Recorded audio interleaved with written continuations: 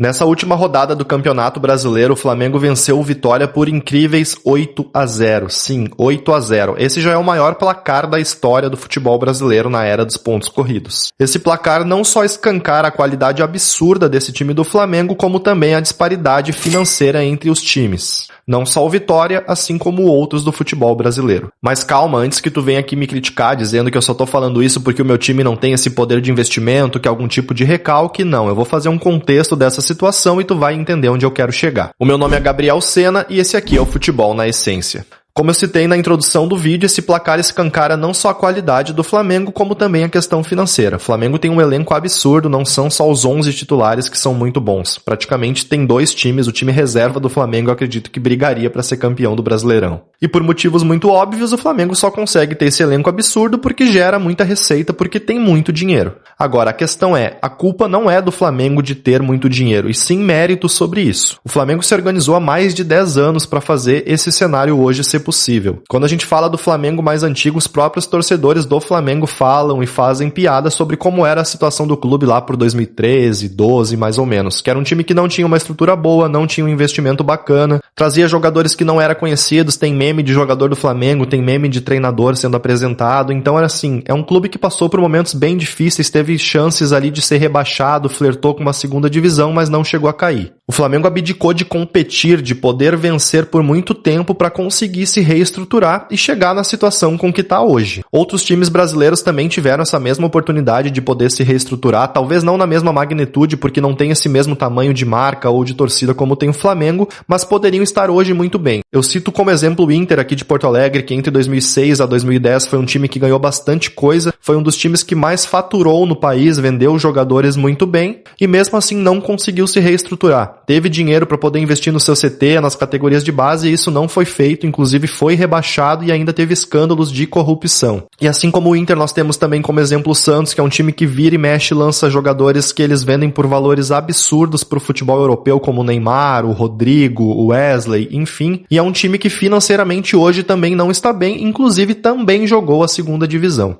Então temos outros times no futebol brasileiro que tiveram oportunidade de poder se reestruturar, talvez não nessa mesma potência como eu falei, mas que pudessem hoje estar bem e competindo e não sendo rebaixados, como foi o caso de Santos e Inter, por exemplo. É muito fácil reduzir esse sucesso do Flamengo somente ao dinheiro, somente ao investimento, como se não tivesse uma capacidade de organização por trás muito grande. Citando esse exemplo do Flamengo, eu gosto de fazer um gancho com a Premier League, com o Manchester City, com o Guardiola, que também o sucesso do clube é associado somente por causa do dinheiro árabe. E sim, a gente não pode ser hipócrita, é óbvio que esse dinheiro facilita muito o processo, dificilmente tu vai ser campeão, principalmente no cenário de alto nível europeu, sem investimento. Mas nós temos na própria Premier League outros times que gastam tanta grana quanto o Manchester City. O rival Manchester United, inclusive, gastou mais que o Manchester City, é um time que está numa situação terrível há anos. O Arsenal é um time que esse ano está investindo bastante, o Liverpool abriu o cofre, está investindo bastante, o Chelsea gasta muito dinheiro, o próprio Tottenham gasta dinheiro, e são times que não conseguem competir com o City tão frequentemente.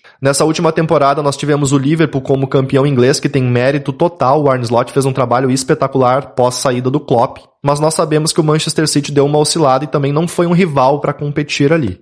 Então é muito fácil associar o sucesso do City somente à grana, sendo que tem muita competência, tem um treinador fantástico por trás. E nós temos no Brasil o Flamengo, que se organizou muito bem há anos e hoje tem um dos melhores treinadores do futebol brasileiro. O Felipe Luiz já era muito inteligente desde a época que jogava, isso já era uma característica citada e elogiada dele desde a época que era jogador, e como treinador não poderia ser diferente. Além de ser um cara muito inteligente, é um treinador muito competente e que já vem demonstrando um grande trabalho, um grande resultado. Pode ter certeza, pode anotar aí e me cobrar depois que o Felipe Luiz em breve vai estar na elite europeia ou até treinando a seleção brasileira. Como eu falei, é muito fácil associar o sucesso do Flamengo com dinheiro e ignorar esses diversos fatores. É um clube que investe na base, vende seus jogadores da categoria de base muito bem por valores altíssimos, recusa propostas absurdas que em outros clubes na primeira batida na porta já estariam desesperados para vender para poder pagar as contas. O Flamengo é completamente diferente. O Flamengo vende bem e esse dinheiro é reinvestido no próprio elenco, na própria estrutura do clube.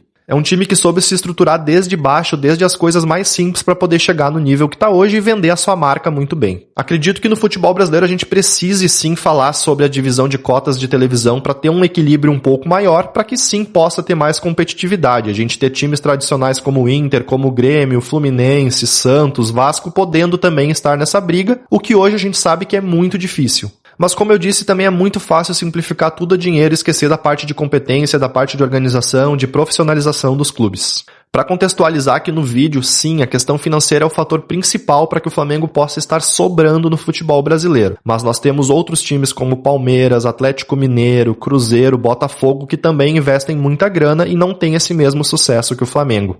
O Botafogo recentemente ganhou títulos importantes, o Palmeiras está sempre na briga, mas a gente pode resumir a esses 3 times o que virou o Brasileirão. Eu espero que vocês tenham gostado desse vídeo, vocês já vêm me acompanhando aqui através dos shorts no YouTube, eu tenho conseguido uma marca bem bacana em pouco tempo de inscritos, de visualizações, e vou seguir produzindo conteúdos aqui, seja esses vídeos mais longos, sejam os shorts, falando sobre jogadores, gols, situações específicas. Se tu gostou desse vídeo, deixa o like, se inscreve no canal e deixa aqui nos comentários a tua opinião. A tendência é que o futebol brasileiro vire algo parecido com o que é o futebol alemão hoje, só com o Bayern de Munique disputando? Ou como a Premier League, que dificilmente a gente tem alguém além do Manchester City ou o Liverpool brigando pelo título, e aqui seria Flamengo e Palmeiras, às vezes o Botafogo? A gente se vê no próximo vídeo, um grande abraço, esse foi o Futebol na Essência.